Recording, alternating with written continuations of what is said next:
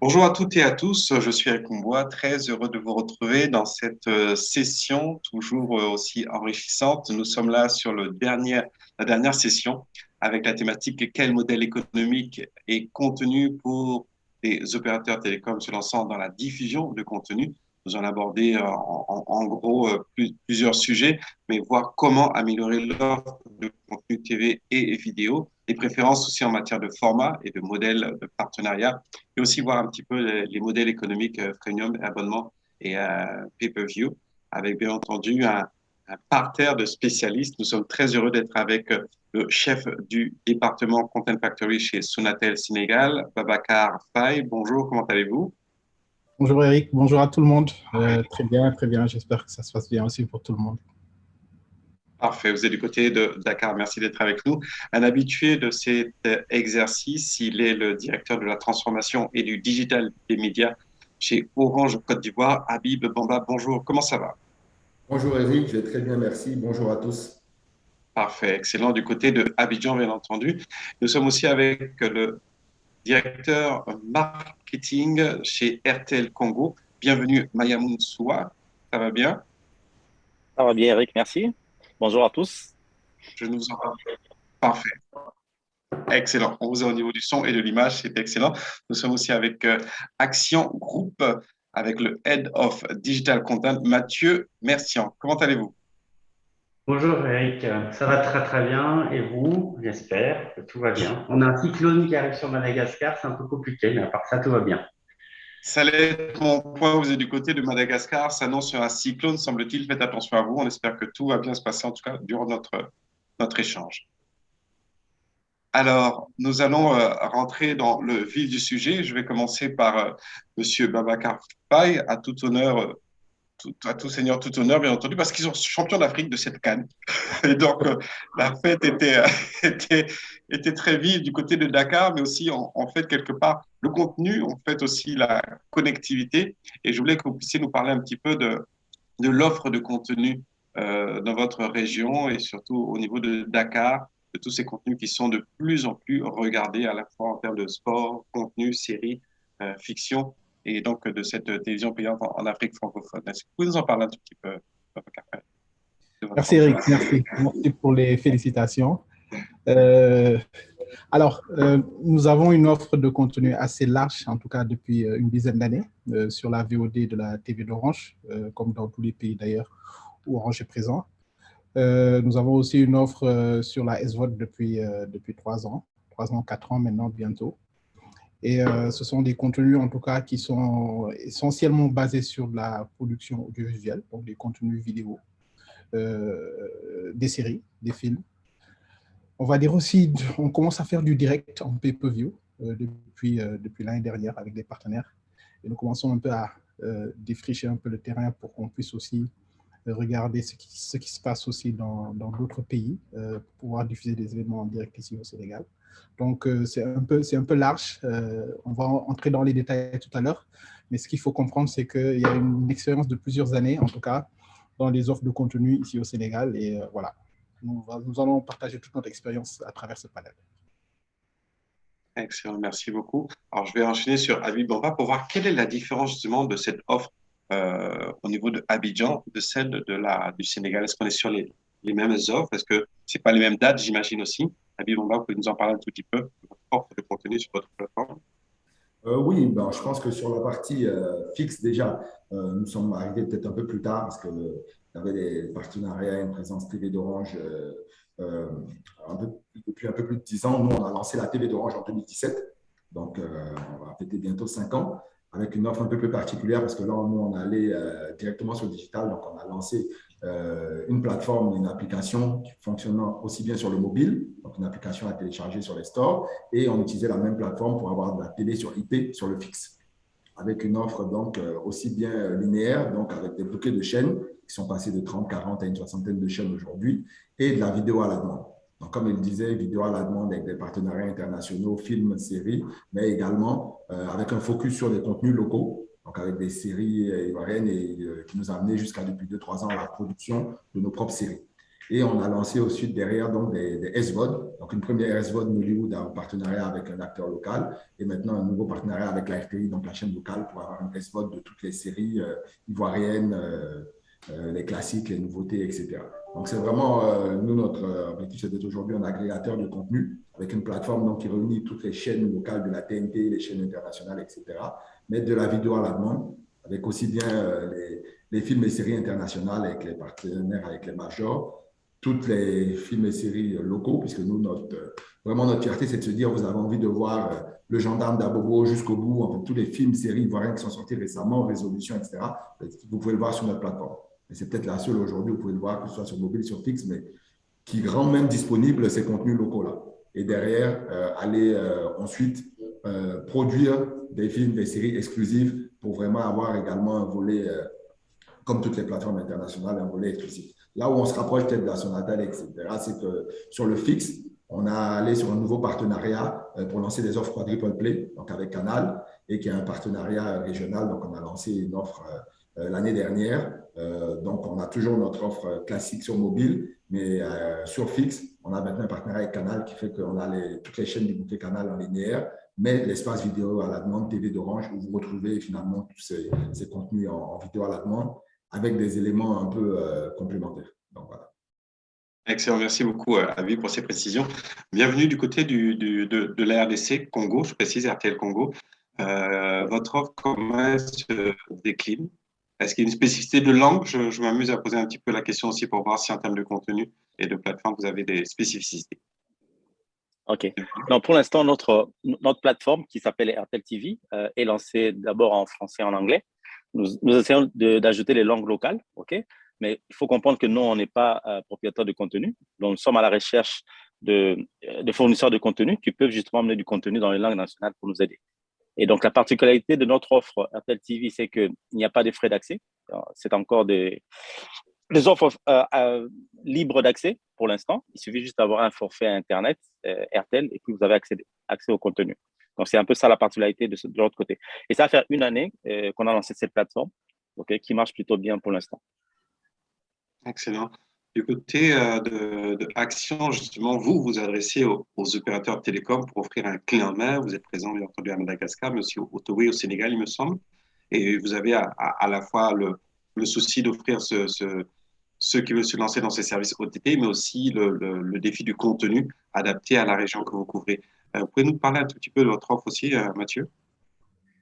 Oui, bien sûr. Action Group est un groupe qui a des activités dans de multiples secteurs, et parmi lesquels les télécoms. Et donc, Action Group est actionnaire dans des pays comme Madagascar, les Comores, le Togo, le Sénégal et bientôt la Tanzanie. Donc, dans chacun de ces pays, on a des opérateurs télécoms pour lesquels on doit fournir des offres de contenu et notamment des offres de TV. Donc pour ce faire, on a commencé par Madagascar, qui est un peu notre laboratoire, et on a lancé Telma TV, chez l'opérateur télécom historique Telma, il y a quelques mois. Voilà, donc on a voulu une offre, une interface utilisateur aux standards internationaux et fournir des contenus aujourd'hui, on va dire les plus intéressants possibles. Donc, on a un mix de contenu de chaînes locales et de chaînes internationales, et puis différentes features qui permettent de faire du replay, du time shifting et ce genre de choses. VOD, on y travaille, mais on n'est pas encore prêt pour ça. Voilà. Excellent. J'ai envie de poser la question maintenant d'un point de vue du questionnement des diffuseurs, parce que quand on réfléchit au modèle économique du contenu des opérateurs télécoms qui se lancent dans la diffusion de contenu, ce n'est pas votre premier métier. Alors, quels sont les principaux défis que vous rencontrez justement auprès de ces différents acteurs? On parle bien entendu de marques, on parle d'annonceurs. Vous rentrez dans une industrie qui est nouvelle. Quels sont vos défis au premier abord, comme ça, Babacar Faye, au niveau de votre offre vis-à-vis du marché? Alors, oui, les premiers défis, c'est d'éduquer les consommateurs à pouvoir payer pour consommer ces types de contenus, ces usages, à pouvoir payer pour avoir des contenus premium, des contenus exclusifs. Parce que l'habitude aujourd'hui, on le sait tous dans nos pays, c'est que en tout cas, les clients, les abonnés vont directement vers des plateformes à vote, pour ne pas en citer, je parlais de YouTube. Et donc, le premier défi, c'est d'éduquer, pour qu'aujourd'hui, les gens puissent en tout cas payer pour regarder un certain niveau de contenu. Après, il y a d'autres défis. Il y a le défi de la connectivité, effectivement, parce que effectivement, quand le client prend son abonnement, il faut qu'il puisse regarder son contenu avec de la qualité, au-delà de la production qui vient en amont. C'est un défi important de pouvoir offrir cette connectivité tout le temps, partout, et que le client puisse avoir accès à son contenu pendant toute la période. Après, il y a d'autres défis qui viennent en second plan, où il s'agit maintenant d'assurer justement, parce que quand il s'agit d'abonnement, il y a une régularité en termes de production, en termes de type de contenu, en tout cas, pour pouvoir garder les clients dans son offre, parce que le client perdu va encore coûter de l'argent pour aller le rechercher encore. Donc, il y a tous ces points qu'il faudra justement avoir à l'esprit pour pouvoir réussir, en tout cas, avoir une offre qui cartonne sur son territoire, en fait. Effectivement, vous parliez de pouvoir satisfaire le téléspectateur, on l'appelle plus comme ça, mais plutôt l'auditeur, puisqu'il a aussi son mobile, son device avec lui. Habib, de votre côté, du côté de Abidjan, justement, Babacar parlait tout à l'heure de éduquer. On a vu arriver des campagnes d'information pour dire je regarde la télévision où je veux, quand je veux, justement avec cet esprit de TVOD, SVOD, même AVOD. Le déploiement de la 4G, les offres de contenu mobile. Quelles sont les perspectives justement d'Afrique? Lorsqu'on arrive à Abidjan, on voit le bâtiment de Orange marqué 4G, on va vers la 5G. Quelles sont les perspectives et les défis par rapport à ça, justement, à votre niveau, au niveau de la Côte d'Ivoire? Oui, moi je pense que c'est un vrai sujet dont Babacar a parlé, celui de la transformation des habitudes de consommation. Parce que voilà, tout le monde est conscient, on est dans la transformation digitale, tout le monde a son mobile, on va vers des nouveaux usages, tout le monde est sur Netflix, etc. Et nous, en fait, on veut l'adapter finalement à nos contenus locaux, aux nouveaux usages, etc. Et on voit que ce n'est pas si évident. Il ne suffit pas d'avoir la plateforme. Au début, on s'est dit qu'il fallait vraiment investir, avoir une bonne plateforme, avoir la qualité, le proposer à tout le monde. Mais comme il dit, par exemple, rien que de pousser les clients à payer pour ce type de service, pour eux, quand on est sur du mobile, on est sur des services à valeur ajoutée ou on est sur le web, ça doit être gratuit. Ça n'a pas été évident. Et donc, il a fallu aller sur des services avec la data inclus, sur des services qui s'appuient sur des modèles publicitaires. Et c'est très difficile finalement de monétiser. Et si on veut tirer vraiment profit de tout ce que peuvent apporter ces nouvelles technologies, je vous ai parlé d'offres Quadruple Play qu'on propose, qui s'appuient sur notre fibre à domicile, ou des offres justement qu'on propose sur le mobile. Les potentialités aujourd'hui sont énormes de ce qu'on peut faire. Et on est déjà dans les tests 5G, on est déjà sur vraiment des choses qu'on peut essayer technologiquement. Mais je pense que peut-être le plus gros défi, en tout cas pour moi, et je pense qu'on va quand même mettre le doigt dessus, c'est vraiment la transformation des usages et comment on va amener finalement nos clients pour ces types de contenus locaux. Parce que le but, c'est valoriser ces contenus. Nous, on est allé, je l'ai parlé même de production, c'est de se dire, on a des contenus à nous qui doivent être en marge de cette transformation des usages. On ne peut pas rester sur une vision classique avec des chaînes de télé, etc. Alors qu'aujourd'hui, les gens sont habitués avec des SVOD à regarder des contenus quand ils veulent, à en avoir accès où ils veulent, etc. Avoir une certaine abondance de contenu, etc. Donc, nous, aujourd'hui, en tout cas, on est vraiment sur l'idée de permettre de donner l'environnement qui capitalise là-dessus. Vous avez un téléphone dans votre main tous les jours, mais tous vos contenus, vos matchs de foot, la Coupe d'Afrique récemment, mais également tout ce qui est de séries locales, etc. Vous l'avez avec vous en mobile, vous l'avez chez vous, vous pouvez le voir sur votre fibre, vous pouvez le voir sur votre téléphone quand vous voulez, vous pouvez l'arrêter, revenir. Mais ce modèle-là a un coût. Nous aussi, on réfléchit, mais il faut vraiment qu'on arrive à aller doucement là où ça va très vite, la technologie, le 5G, il y a des potentialités, il y a des services qui arrivent. C'est vraiment d'adapter et d'accélérer sur les façons de faire de chacun. Alors, c'est le même défi du côté de la RDC. Bienvenue à votre niveau.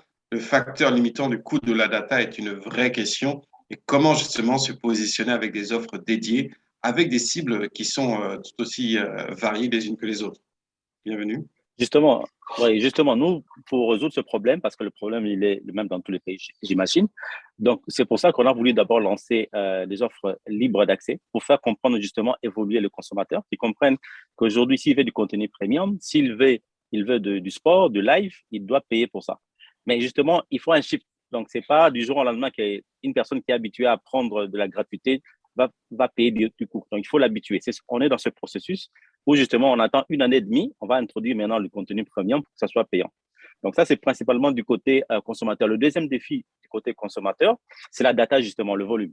Et le fait qu'aujourd'hui, nous donnons accès en termes de volume gratuitement, il suffit d'avoir un forfait Internet, ça pèse plus ou moins.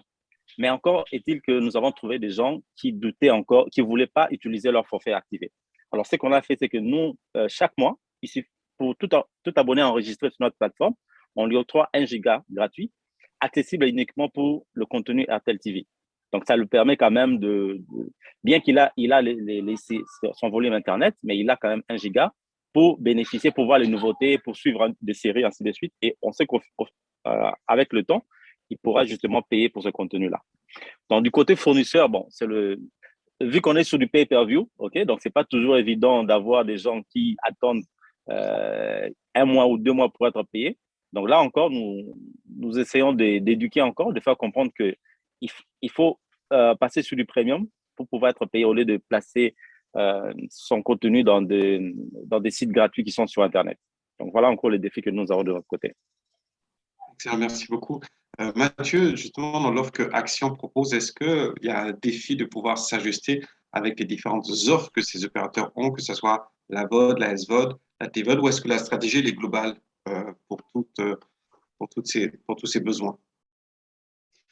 Nous, on a pris le parti en fait de proposer des contenus à partir du moment où un client est client de l'opérateur télécom, on lui propose des contenus donc avec une quinzaine de chaînes linéaires qui sont accessibles gratuitement à partir du moment où il a de la connectivité chez nous. Et ensuite, on a fait des packs premium qui sont payants, mais avec lesquels en fait on bundle de la data dédiée à l'usage télé. Avec un positionnement qui fait que, grosso modo, c'est moins cher d'acheter ces packs Premium TV que de regarder YouTube avec son plan mobile traditionnel. De telle manière que ce ne soit plus un frein pour les clients d'acheter ou de regarder, d'accéder à des contenus premium. Pour la partie VOD, comme on n'a pas encore appuyé sur le bouton, j'ai du mal à répondre. Mais aujourd'hui, en fait, les opérateurs télécoms par rapport aux pure players télé, c'est entre guillemets un des avantages qu'on a, c'est qu'on peut faire des plans tarifaires mobiles qui rendent accessibles des contenus premium, ce que ne peuvent pas forcément faire des pure players. Effectivement. Est-ce que, à votre niveau, justement, en restant avec vous, Mathieu, avec les relations avec les partenaires et les acteurs privés, vous avez des solutions de paiement type bundle, tout ça qui est plus dédié, j'ai envie de dire. Ça revient un petit peu à ma question, mais est-ce que vous avez des stratégies dans l'évolution justement de ces habitudes des consommateurs? Oui, en fait, ce qu'on fait, c'est qu'on essaye déjà pour commencer, il y a l'attractivité du contenu. S'il n'y a pas d'attractivité du contenu, la personne n'achètera rien et tout le parcours, on va dire, devient secondaire. Donc, l'attractivité du contenu, elle passe par le fait d'avoir des contenus locaux, des contenus internationaux. Ensuite, une des particularités aussi des opérateurs télécoms, c'est d'avoir des paiements de gateway en fait, qui sont adaptés et en devise locale dans chaque pays, là où les plateformes internationales ne disposent pas de ces paiements de gateway-là. Et donc, nous, on a également un avantage de ce point de vue-là, c'est que si on propose du contenu premium à des coûts abordables avec la bonne paiement de gateway dans la bonne devise, déjà, on a plus d'avantages de pouvoir faire décoller ces usages mobiles que beaucoup d'autres. Il y a aussi une question de confiance dans tout ça, c'est que on est prêt à payer quelque chose en ligne ou on va dire dématérialisé à partir du moment où on a confiance dans la partie qui propose le service. Et donc, quand on est opérateur télécom et opérateur de mobile money, on a généralement cette confiance du client qui nous aide à proposer ces contenus. Effectivement. Babacar, Mathieu l'a évoqué tout à l'heure, la confiance, un contenu local dédié. Quelle est votre stratégie justement sur la production et l'acquisition de contenus locaux? On a vu, pour donner juste un exemple de Maîtresse, la série culte phare, qui a d'abord été très forte sur YouTube et progressivement se retrouver sur d'autres chaînes linéaires. Est-ce que vous avez une stratégie adaptée au niveau du Sénégal sur ces contenus locaux-là et la production et l'acquisition de ces contenus locaux? Totalement, hein, totalement. Parce que je pense que pour une offre de SVOD dans nos pays, je pense que cette stratégie est hyper importante. Hein. Alors, on a mis en place trois types d'offres en termes d'acquisition et de production de contenu. Il y a une offre de coproduction, qui est une offre ponctuelle qui nous permet aujourd'hui d'avoir des droits sur les contenus. On a des partenaires qui se chargent de faire ce travail-là avec qui nous travaillons pour justement enrichir le catalogue de contenu sur nos différentes offres de contenu, de la TVOD et de la SVOD. Et même après de la AVOD, parce que qui dit droit va jusqu'au bout de la chaîne en termes de chronologie et nous permet d'exploiter les contenus sur toute cette ligne-là. Et on a aussi une offre d'acquisition exclusive, ce qu'on appelle peut-être l'achat de droits en première fenêtre. Ça nous permet de se positionner sur les productions en diffuseur, en première fenêtre, et d'avoir des droits pendant une certaine période pour permettre aux abonnés, aux auditeurs, de pouvoir regarder ces contenus en exclusivité sur une telle plateforme. Après, derrière, on a des partenariats classiques qui permettent d'exploiter, en tout cas d'offrir une fenêtre de diffusion sur une ligne, sur une chronologie définie par l'ayant droit et qui reste du classique basé sur un modèle de revenu sharing. Maintenant, j'en ai parlé tout à l'heure, si je parle un peu du pay-per-view, du direct. On a commencé à en faire. C'est basé sur des modèles à l'acte où on se positionne avec le partenaire pour vendre le ticket d'entrée et derrière se faire du revenu sharing. Après, il y a un modèle exclusif ou non. C'est défini selon les événements qu'on a. Mais c'est des modèles qu'on est en train d'explorer. J'ai parlé d'éducation tout à l'heure. Ça fait partie des modèles où il faut vraiment éduquer parce qu'après, derrière, on parlera de tuer les éléments. C'est ce qu'on est en train de vivre actuellement avec la lutte sénégalaise, que vous n'ignorez pas peut-être. Et ça se passe. On essaie d'éduquer. Je pense que d'ici l'année prochaine, d'ici quelques années, on parlera plus de ces types de services qui devront développer ces services de contenu et ces offres de contenu pour tout le monde. Alors, la spécificité des contenus est très intéressant. Bienvenue, notamment, la musique est très prisée. Le côté live, est-ce que c'est quelque chose que vous exploitez aussi en termes de stratégie pour attirer justement cette audience-là à votre niveau chez RTL Congo, RDC? Absolument. Vous savez que RTL Congo, c'est le pays de la musique, n'est-ce pas? Et justement, nous, on a bénéficié de ça durant l'année dernière grâce à la pandémie. Vous savez qu'avec la pandémie, il n'y avait pas de concert live, en présentiel en tout cas. Donc, nous, on a chaque trimestre, nous avons fait des concerts live sur notre plateforme en streaming et c'était très bien et c'était payant. Et ça a bien marché. Justement, on a profité pour faire la publicité dans les autres plateformes, AVOD et tout. Et donc, ça marche très bien. Ça marche très bien. C'est vraiment des rendez-vous. L'avantage, c'est que ça reste aussi en VOD et à tout moment, les gens peuvent en profiter. Et l'artiste ou le producteur, en tout cas, en bénéficie aussi avec à chaque fois que c'est vu. Donc, voilà un peu comment nous, on a utilisé justement la musique au Congo pour faire entrer notre plateforme dans le cœur des gens. Effectivement, la rumba congolaise qui est rentrée au patrimoine culturel de l'UNESCO, je crois, c'est passé inaperçu. Donc, vous avez eu raison de vous ajuster avec ça. Du côté de la Côte d'Ivoire, Habib, il y a eu aussi un switch. Bienvenue parler de la situation de la pandémie. Il y a eu un boost au niveau de vos investissements sur notamment les contenus de fiction. Je crois, à Sini, à la série tout récente avec Connie Touré. Est-ce que justement, c'est quelque chose qui est une stratégie payante, j'ai envie de dire, ou gagnante, puisqu'elle se retrouve maintenant, ces contenus digitaux se retrouvent sur les plateformes, sur la TV linéaire?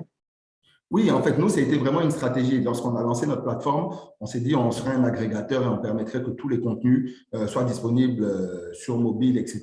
Mais on a réalisé que finalement, même si on avait une valeur ajoutée, parce qu'on venait avec de la vidéo à la demande et on venait avec de la mobilité, etc., ben, lorsqu'on n'avait pas d'exclusivité, ça ne bougeait pas tant que ça. Parce que les gens se disent, bon, je peux toujours trouver tel contenu ailleurs. Et tout de suite, on a vu, comme les majors, que c'était important d'avoir des séries qu'on coproduisait qui seraient exclusives. Donc, la première a été Assini. Ensuite, on a eu Un homme à marier, maintenant Cœur d'ébène, et on a d'autres à venir. Et on a même produit des émissions en exclusivité. Donc, Sur ma route, Une étoile, une histoire, etc. Et également, pour reprendre un peu l'exemple de la pandémie Covid, on a fait ce qu'on appelait Digital Live Play, donc avec en partenariat avec Universal, donc des concerts devant des salles vides, que nous, on offrait par contre, comme faisant partie de notre plan de riposte Covid pour dire ben, vous êtes un peu confinés chez nous, vous êtes bloqués, ben, nous on vous offre des concerts. Ça permettait de faire vivre également les artistes qui n'avaient pas d'autres opportunités. Donc nous on rémunérait ces artistes et on offrait ces concerts-là en termes de nos actions de générosité Covid. Et tout ça a permis vraiment de booster nos plateformes. On a même triplé nos utilisateurs actifs. Parce que, bon, on a vu, je pense que tous les Amazon Prime et les leaders ont vu sur cette période Covid, finalement, plus d'activités. On a vu aussi plus d'orientation vers les outils digitaux. Et nous, vraiment, l'idée, c'était ça, c'est d'avoir des contenus propres, exclusifs. Et quand on regarde l'activité de nos plateformes, c'est vraiment ça. Nous, même en termes de chiffre d'affaires sur la plateforme, si on regarde sur les mois écoulés, on a doublé sur les mois où on avait un homme à marier qui a bien fonctionné versus les mois avant la série. Et donc, nous, on est sur un modèle d'exclusivité pendant 6 mois. Donc, chaque fois qu'on coproduit, on est le contenu en exclusivité sur la TV d'Orange. Et après, derrière, on le propose aux chaînes. Donc, d'abord, les chaînes locales. Par exemple, là, il est sur Live TV en ce moment.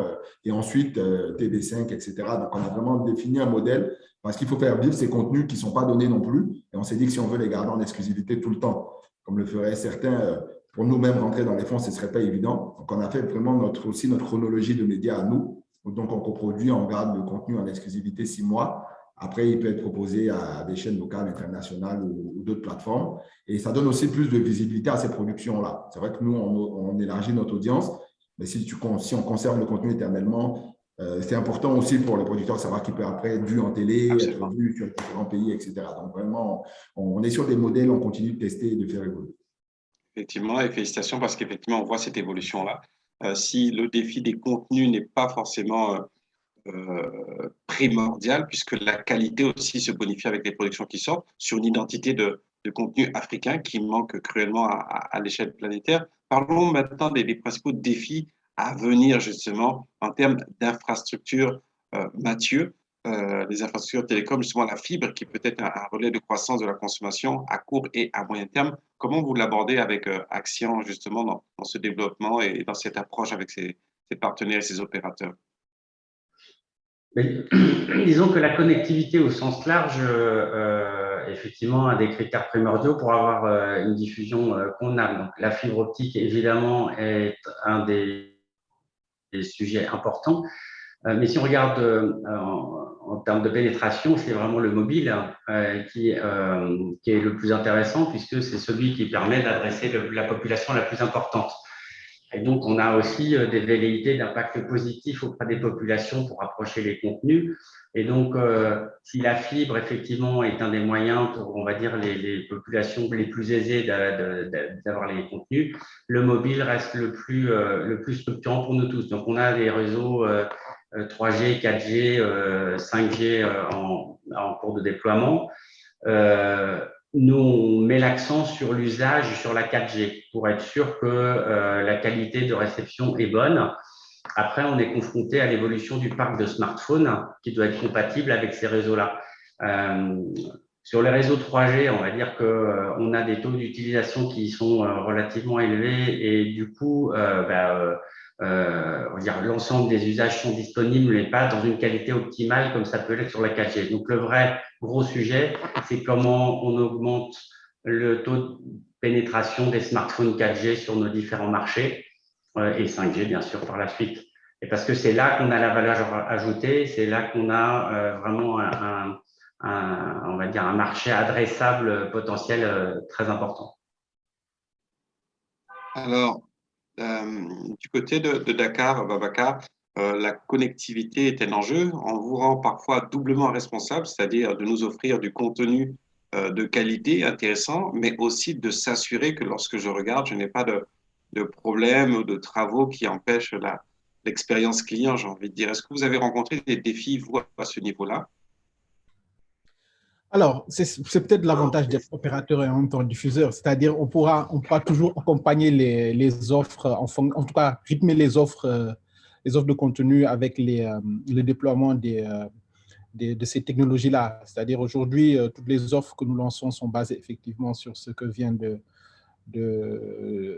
citer, comment il s'appelle, mon Mathieu. collègue Mathieu, voilà, ce que vient de citer Mathieu, mais c'est très important, c'est-à-dire aujourd'hui, ça nous permet, nous, de bout en bout, je l'ai dit tout à l'heure, d'établir des offres en fonction des types de VOD que nous souhaitons lancer. Par exemple, sur la fibre aujourd'hui, ce que nous faisons, c'est de lancer des offres, de pouvoir lancer des offres TVOD, alors que sur le mobile, on est beaucoup plus sur une masse qui nous permet, au-delà de la TVOD, aussi d'associer de la SVOD qui pourrait être aussi bénéfique pour ces contenus-là. Donc, c'est hyper important. Sur le mobile, la 5G est en route. On a effectué un deuxième test au mois de décembre dernier. Donc, c'était un second test. Le premier test a été fait en 2020, si je ne me trompe pas. Donc, ce sont des technologies qui nous permettent, en tout cas, de lancer des types d'offres qui sont adaptées et de pouvoir les spécifier en fonction des types de clients qu'on a, des contenus aussi, des investissements contenus que nous faisons. C'est hyper important. Autre chose que je voulais aborder aussi, c'est effectivement dans le futur, c'est-à-dire aujourd'hui, à l'image de ce que j'ai dit tout à l'heure dans les offres pay-per-view, c'est hyper important que ces réseaux de nouvelle génération-là accompagnent aussi encore ces offres-là. Parce que le client paye, il faut lui donner un service de qualité, il faut lui donner un contenu de qualité. Je pense que si le client se retrouve avec ces deux choses-là, je pense que vous avez un client hyper satisfait et ce n'est que bénéfique pour celui qui vend. Voilà ce que je voulais dire là-dessus. Merci Babacar. Bienvenue du côté de la RDC. La connectivité, est-ce que c'est quelque chose où on souffre tout le temps, où se battre à l'époque, on était obligé de lever son téléphone pour récupérer le réseau. On est sorti de ça. La fibre a fait son bout de chemin. Quelle est un petit peu l'expérience client à votre niveau? Aujourd'hui, en tout cas, en termes d'infrastructure réseau, nous n'avons plus de soucis. Okay? Nous avons 90% de nos sites qui sont en 4G et 80% de nos sites sont interconnectés par la fibre. Okay? Même la sortie Internet, nous avons 3 sorties. Vous savez que nous sommes entourés de 9 pays voisins. Donc, nous avons des sorties au moins dans 4 pays voisins. Donc, on a quand même résolu le problème d'infrastructure réseau. On n'a pas trop de soucis. Le problème majeur reste la pénétration des smartphones, comme l'a dit Mathieu. C'est vraiment ça le vrai souci. Parce qu'aujourd'hui, chez nous, on est autour de 32% de pénétration smartphone. Dans le pays entier, on est autour de 22%. Okay? Et si on voit même donc c'est le taux de pénétration. La deuxième problématique, c'est le taux d'électrification.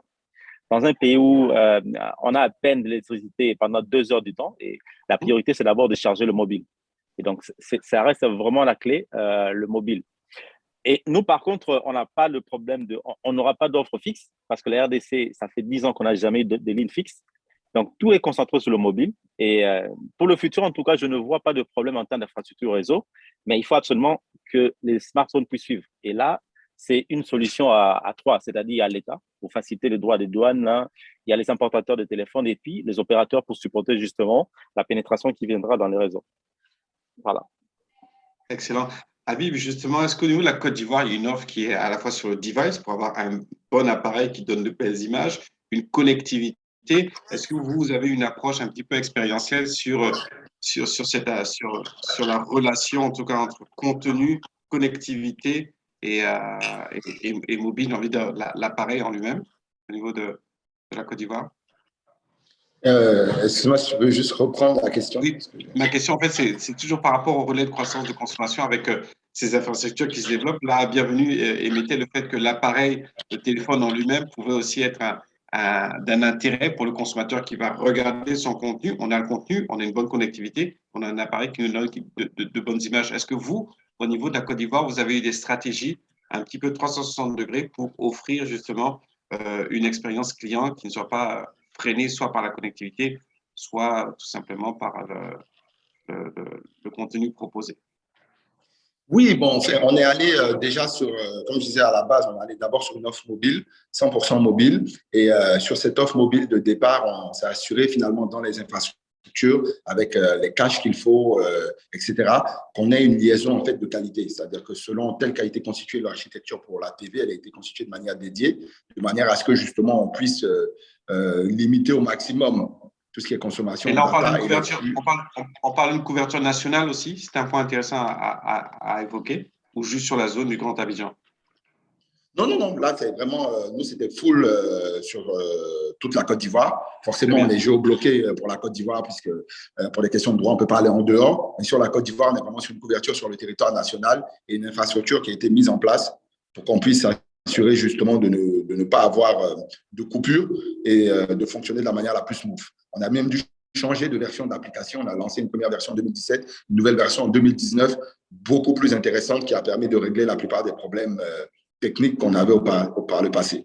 Ensuite, on a évolué également sur le fixe. On a lancé déjà une première offre sur le fixe qui était full IP, où on avait par moment certains sujets de connexion, puisque notamment quand on avait des clients en ADSL, on était obligé de demander une connexion à partir de 8 mégas, etc. Et là, on a lancé une offre purement pour la fibre, avec des connexions fibre, une offre hybride et qui permet justement d'avoir…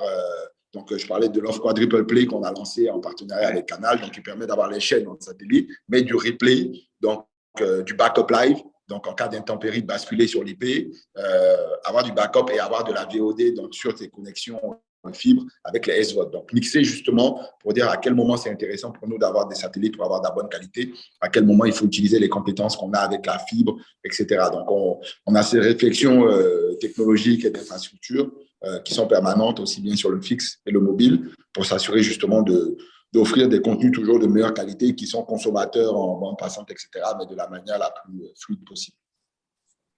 C'est intéressant par rapport à l'élément géobloqué des contenus pour des raisons de droit. L'adoption des systèmes de paiement en ligne. Quelles sont les perspectives justement pour accélérer cette adoption? Bienvenue, vous l'évoquez tout à l'heure.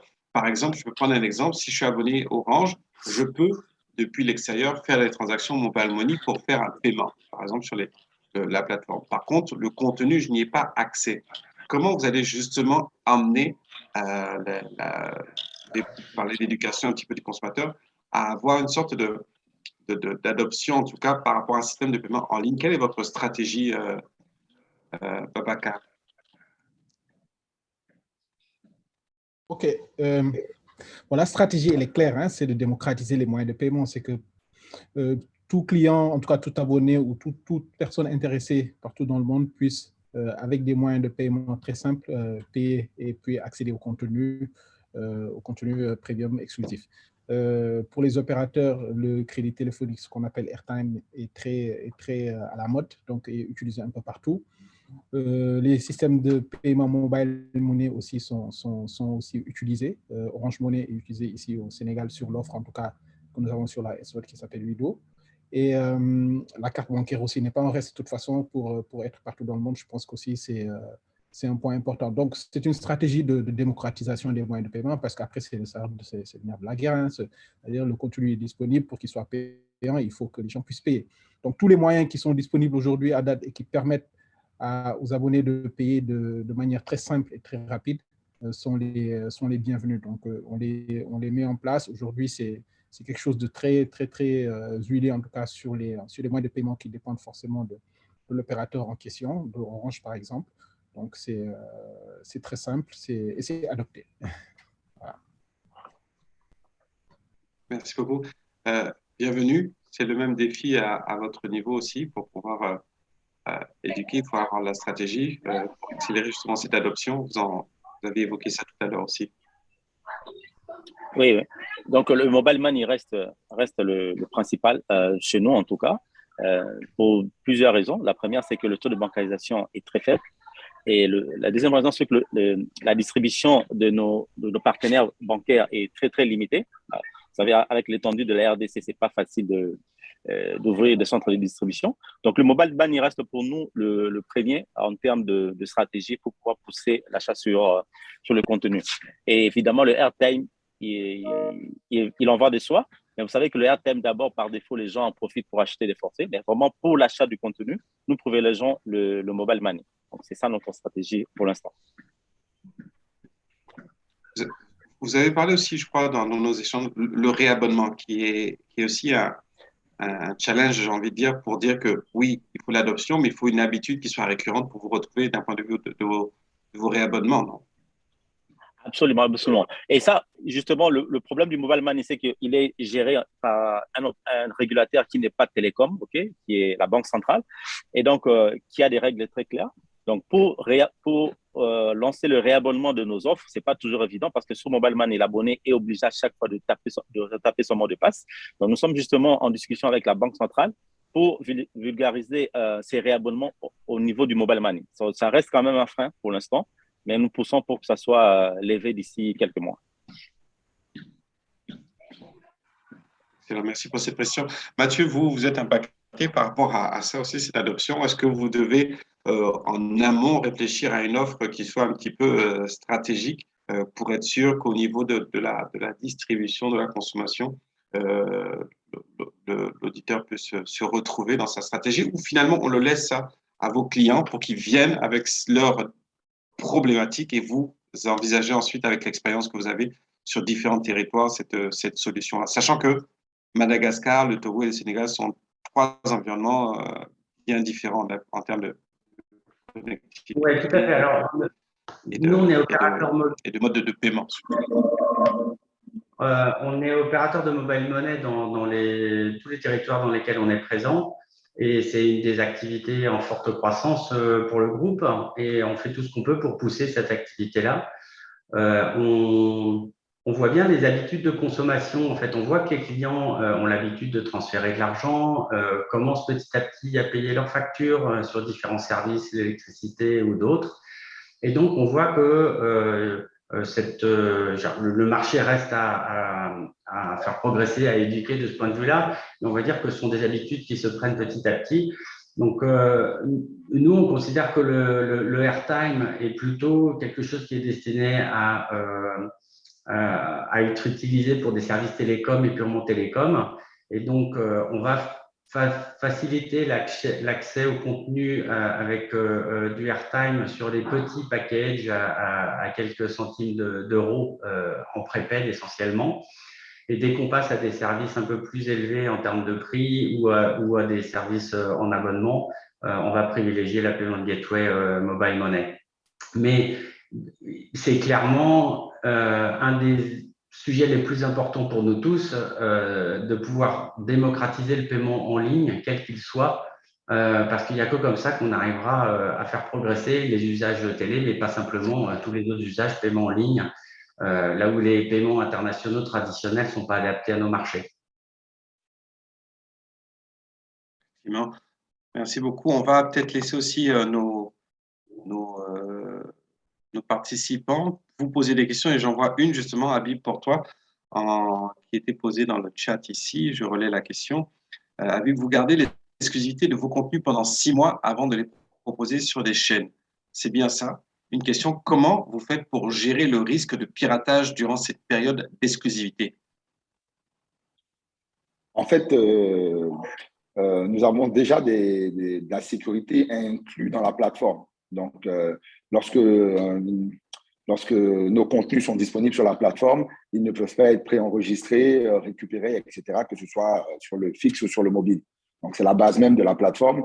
Donc, c'est ça qui fait que pendant la période où nous les avons, on n'a pas de risque en fait que ce soit récupéré par des tiers pour être diffusé ailleurs. En fait, c'est vraiment la plateforme qui a été désignée telle qu'elle, avec tout ce qui est comme mécanisme de sécurité qu'il implique, comme d'autres plateformes internationales. Donc, c'est vraiment ça qui nous permet d'être tranquille et qui nous permet aussi d'avoir les différents droits. Parce qu'au-delà de ces contenus exclusifs, il y a des contenus, comme on le disait tout à l'heure, des concerts, des choses comme ça qui arrivent en direct, qui sont disponibles chez nous. Et justement, il y a cette tranquillité-là pour toutes les parties, de savoir que tant que c'est sur la plateforme, ce n'est disponible que sur la plateforme. Et je parlais tout à l'heure de géoblocking, etc. Donc, que sur les espaces et les territoires où on peut le rendre disponible et pour la période de validité qui va avec.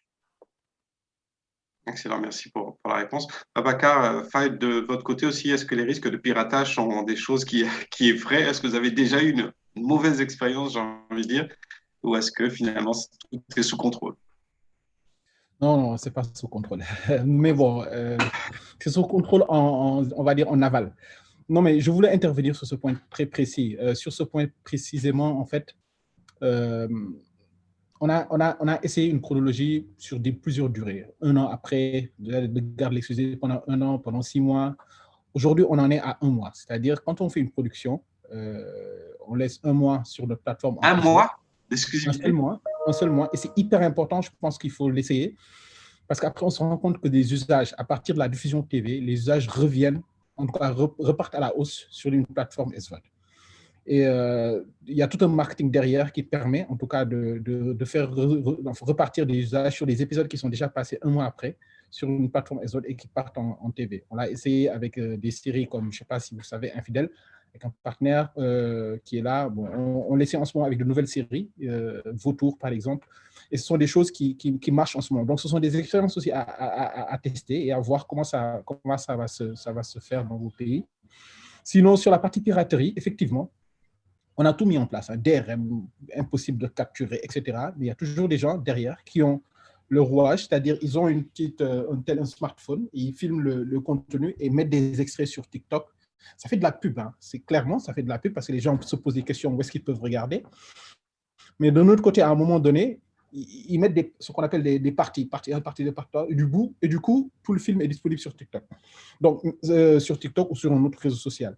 Après, ce qu'on a mis en place, c'est une cellule de veille dont j'en fais partie, qui permet, une fois je pense que les réseaux sociaux ont aussi on paramétré des adresses mail et qui savent qu'après, si on signale, au bout de quelques heures, le contenu est enlevé et le compte est parfois même banni, supprimé. Donc, ça nous aide aussi à réguler en aval, je le répète, mais ça nous aide quand même à garder une exclusivité sur ces types de contenus-là. Et après, les gens se le disent, hein, ces contenus-là, il ne faut pas y toucher. Donc, voilà. Effectivement. Bienvenue, ça vous parle certainement. Nos pirates sont très forts lorsqu'ils sont en eau profonde et ils apparaissent comme ça. Et parfois, ça sabote un petit peu tout le travail. Oui, bienvenue. Exactement. Nous, on a ce problème. Le fait que sur RTL TV n'est disponible avec la puce RTL, donc les gens sont en train de dupliquer les emails, justement. Donc, la piraterie est partout. Ils sont en train de dupliquer les emails, justement, pour pouvoir se connecter. Parce que tant que tu n'as pas la puce RTL, tu ne peux pas accéder au contenu. Et donc, ils sont en train de dupliquer même les emails, donc des devices. Donc, pour dire qu'on y travaille, mais comme l'a dit c'est vraiment en aval. C'est difficile et en amont de pouvoir contrôler tout ça. C'est quand vous avez des alertes que vous pouvez vraiment travailler sur comment contourner ça, comment bloquer ça dans le futur. Bon, ça restera de l'opérationnel et on n'y peut rien malheureusement. Tu voulais réagir, on arrive au terme un petit peu de cette session. Je vais surtout laisser la place pour remercier tous ces panélistes-là et ceux qui ont assisté tout au long de la journée à nos échanges. Mathieu, une réaction par rapport à cette… Oui, bon, de toute façon, la piraterie, elle existe de tout temps. On l'a connue avec la musique il y a 20 ans, d'une façon ou d'une autre. Et c'est par la qualité des plateformes et des services qu'on propose que les gens, au bout d'un moment, se disent, bon, bah, ça ne sert pas à grand-chose. Alors, c'est forcément toujours une question de moyens pour ces gens-là, mais à partir du moment où on propose des services de qualité, eh ben, il y a des gens qui se disent, je suis prêt à payer pour ça. Et la piraterie, on peut faire beaucoup de choses. On n'arrivera jamais à l'endiguer totalement. Il faut faire avec, malheureusement. Excellent, merci beaucoup, messieurs. Je ne sais pas si vous aviez un dernier mot à rajouter. On me dit qu'il reste 1 minute à peine. Je représente encore une fois mes panélistes. Merci infiniment depuis Dakar au chef du département Content Factory de Sonatel Sénégal, Babacar Faye. Encore félicitations, merci beaucoup à vous d'avoir été là. Habib Bamba, directeur de la transformation et du digital des médias, donc de Orange Côte d'Ivoire depuis Abidjan. Bienvenue, merci infiniment. Mayamoun Soua de RTL RDC, directeur marketing et bien entendu Head of Digital Content de chez Action Group. Mathieu, merci beaucoup. Béatrice de chez Dataxis, the floor is yours. Merci beaucoup. Je voudrais remercier un petit peu tout le monde. Je suis Eric Combois. Merci beaucoup d'avoir assisté à ce panel. Merci. À la fin de la conférence. Donc, nous tenons à remercier nos sponsors, nos intervenants, le modérateur et bien sûr tous les participants. Donc, moi, je vous donne rendez-vous le 30 et 31 mars pour l'édition de l'Activist Bio Africa. Donc, merci à vous et bonne soirée. Merci. À très bientôt. Bye bye. Merci à tous. Au revoir.